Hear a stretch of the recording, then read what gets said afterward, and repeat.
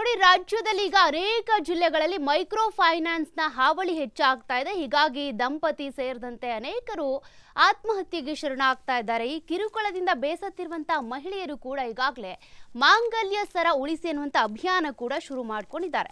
ಆ ಕುರಿತಂತೆ ಯಾವ ರೀತಿಯಾಗಿ ವರದಿ ಆಗಿದೆ, ಎಲ್ಲೆಲ್ಲಿ ಈ ರೀತಿ ಘಟನೆಗಳು ನಡೆದಿದ್ದಾವೆ ನೋಡ್ತಾ ಹೋಗೋದಾದ್ರೆ, ಮೊದಲನೇದಾಗಿ ರಾಜ್ಯದಲ್ಲಿ ಮೈಕ್ರೋ ಫೈನಾನ್ಸ್ ಸಿಬ್ಬಂದಿ ಬೆದರಿಕೆ ವರ್ತನೆ ವಿರುದ್ಧ ಆಕ್ರೋಶ ವ್ಯಕ್ತವಾಗ್ತಿರುವ ನಡುವೆ ಈಗ ಹಣಕಾಸು ಸಂಸ್ಥೆಗಳ ದಾದಾಗಿರಿ ಮುಂದುವರೆದಿದ್ದು ಜನರನ್ನ ಇದು ಹೈರಾಣಾಗಿಸ್ಬಿಟ್ಟಿದೆ.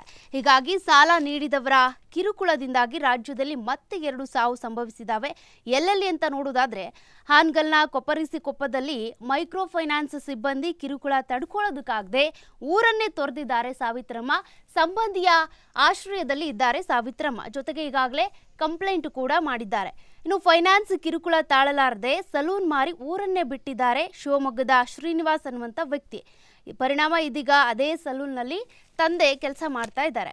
ಇನ್ನು ಬೆಳಗಾವಿಯ ತಾರಿಹಾಳದಲ್ಲೂ ಕೂಡ ಬಾಣಂತಿ ಹಾಗೂ ಹಸುಗೂಸನ್ನ ಹೊರಹಾಕಿದ ಸಿಬ್ಬಂದಿ ಸಚಿವ ಲಕ್ಷ್ಮೀ ಹೆಬ್ಬಾಳ್ಕರ್ ಸೂಚನೆ ಬಳಿಕ ಮನೆಗೆ ವಾಪಸ್ ಆಗಿದ್ದಾರೆ. ಅಂದ್ರೆ 1 ತಿಂಗಳ ಹಸುಗೂಸನ್ನ ಇಟ್ಕೊಂಡಂತ ಬಾಣಂತಿ ಸಮೇತ ಕುಟುಂಬವನ್ನ ಹೊರಗೆ ಹಾಕಿದ್ರು. ಬಟ್ ನಾವು ನಿರಂತರವಾಗಿ ಇದ್ರ ಬಗ್ಗೆ ಸುದ್ದಿಯನ್ನ ಬಿತ್ತರಿಸಿದ ಬೆನ್ನಲ್ಲೇ ಲಕ್ಷ್ಮೀ ಹೆಬ್ಬಾಳ್ಕರ್ ಅವರು ಆಸ್ಪತ್ರೆಯಲ್ಲಿ ಇದ್ರೂ ಕೂಡ ಇದಕ್ಕೆ ಸಂಬಂಧಪಟ್ಟಂತೆ ಒಂದು ಆದೇಶವನ್ನ ಕೊಟ್ಟಿದ್ದಾರೆ. ಆ ಕುಟುಂಬ ಈಗ ಮತ್ತೆ ಮನೆ ಸೇರುವಂತೆ ಮಾಡಿದ್ದಾರೆ. ಇನ್ನು ಯಾದಗಿರಿಯಲ್ಲೂ ಕೂಡ ಸಾಲ ಪಡ್ಕೊಂಡಿದ್ದಂಥ ಯುವಕನ ಮೇಲೆ ಮೀಟರ್ ಬಡ್ಡಿ ದಂಧೆಕೋರನಿಂದ ದಾಳಿ ಮಾಡಲಾಗಿದೆ. ದಾಳಿಯ ತೀವ್ರತೆಗೆ ಕಾಸಿಂ ಎಂಬ ಯುವಕ ಬಲಿಯಾಗಿದ್ದಾನೆ. ಕುಟುಂಬಸ್ಥರು ಆಕ್ರೋಶ ಹೊರ ಹಾಕ್ತಾ ಇದ್ದಾರೆ. ಇನ್ನು ಮತ್ತೊಂದು ಕಡೆ ಬೆಳಗಾವಿಯಲ್ಲಿ ಮೈಕ್ರೋ ಫೈನಾನ್ಸ್ ಸಿಬ್ಬಂದಿ ಕಿರುಕುಳದ ವಿರುದ್ಧ ಜಿಲ್ಲಾಧಿಕಾರಿ ಕಚೇರಿ ಎದುರು ತಾಳಿ ಹಿಡ್ಕೊಂಡು ಮಹಿಳೆಯರು ಪ್ರತಿಭಟನೆ ಮಾಡಿ ಆಕ್ರೋಶವನ್ನ ಹೊರ ಹಾಕಿದ್ದಾರೆ. ಅಲ್ಲದೆ ಜಿ ಪರಮೇಶ್ವರ್ ಅವ್ರಿಗೂ ಕೂಡ ತಾಳಿಯನ್ನ ಪೋಸ್ಟ್ ಮಾಡೋದ್ರ ಮೂಲಕ ಸಿಎಂ ಸಿದ್ದರಾಮಯ್ಯನವ್ರಿಗೂ ಕೂಡ ಪತ್ರ ಬರೆದಿದ್ದಾರೆ. ಮೈಕ್ರೋ ಫೈನಾನ್ಸ್ ಸಂಕಷ್ಟ ಏನಿದೆ, ಇವರ ಕಿರುಕುಳ ಏನಿದೆ, ಅದನ್ನ ಆದಷ್ಟು ಬೇಗ ತಪ್ಪಿಸಿ ಅಂತ.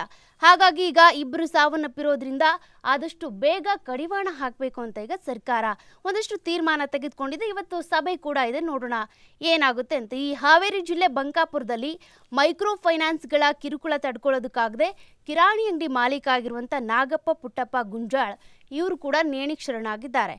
ಇವರು 15 ಲಕ್ಷ ರೂಪಾಯಿ ಸಾಲ ಮಾಡಿಕೊಂಡಿದ್ರು. ಬೀದರ್ ಜಿಲ್ಲೆ ಹಲಸೂರ ತಾಲೂಕಿನ ಗಡಿಗೌಡ ಗಾಂವ್ ಗ್ರಾಮದ ರೇಷ್ಮಾ ಸುನಿಲ ಸೂರ್ಯವಂಶಿ ಎಂಬ ದಲಿತ ಮಹಿಳೆ ಕೂಡ ಫೈನಾನ್ಸ್ ಸಿಬ್ಬಂದಿಯ ಕಿರುಕುಳ ತಡ್ಕೊಳ್ಳೋಕ್ಕಾಗದೆ ಈ ರೀತಿಯಾಗಿ ಅವರು ಕೂಡ ಸೂಸೈಡ್ ಮಾಡ್ಕೊಂಡಿದ್ದಾರೆ.